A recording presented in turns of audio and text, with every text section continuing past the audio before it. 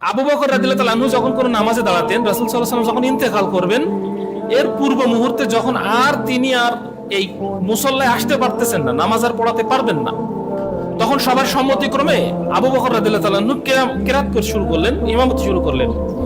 তখন তিনি কাঁদছিলেন, শুধু কাঁদছিলেন, এবং তিনি বলেছিলেন যে কাইফা আকুমু মাকামা রাসূলিল্লাহ, আমি কিভাবে রাসূল সাল্লাল্লাহু আলাইহি ওয়াসাল্লাম মুসাল্লার সামনে দাঁড়াবো। সুবহানাল্লাহ। অন্তরের তাকওয়াটা দেখেছেন? তিনি বলতেছেন রাসূল সাল্লাল্লাহু আলাইহি ওয়াসাল্লাম যেখানে নামাজ পড়াছিলেন, কাইফা আকুমু মাকামা রাসূলুল্লাহ, আমি এখানে কিভাবে দাঁড়াই। কিন্তু সাহাবীরা বললেন আপনি কন্ডাক্ট করেন, আপনি নামাজটা পড়ান। তখন তিনি নামাজ পড়াবেন কি, তিনি দাঁড়িয়ে কেরাত করতেছেন আর শুধু কান্নাকাটি করতেছেন। সুবহানাল্লাহ। একজন আনসারী সাহাবী, একজন মুহাজির সাহাবী। আমাদের ভিতরে সূক্ষ্ম জিনিসগুলো কিন্তু জানার প্রয়োজন। আমরা আগেই বলেছিলাম আনসার বলতে কাদেরকে বোঝায়, যারা মদিনায় শেল্টার দিয়েছিল, আর মুহাজির বলতে বোঝায় যারা মক্কা থেকে হিজরত করেছিল।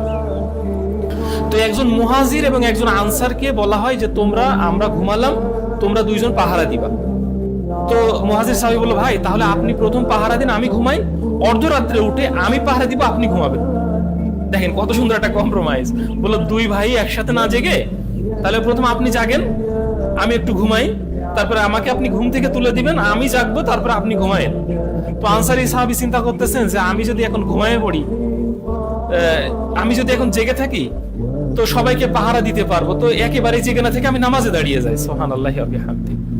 তো তিনি নামাজে দাঁড়িয়ে গেলেন, এমন ভাবে তেলাওয়াত করছিলেন, তো শত্রুপক্ষরা সামনে এসে দূর থেকে দেখলেন একজন কে যেন দাঁড়িয়ে আছে।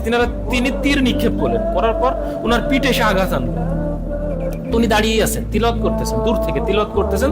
দূর থেকে যখন তীর ছোটা হলো, তো যখন আবার বেশ কয়েকটা তীর যখন নিক্ষেপ করলেন, তিনি ভাবলেন হয়তো বা কোনো গাছ দাঁড়িয়ে আছে এভাবে, বা গাছের কোনো অবশিষ্টাংশ। তখন তিনি চলে গেলেন।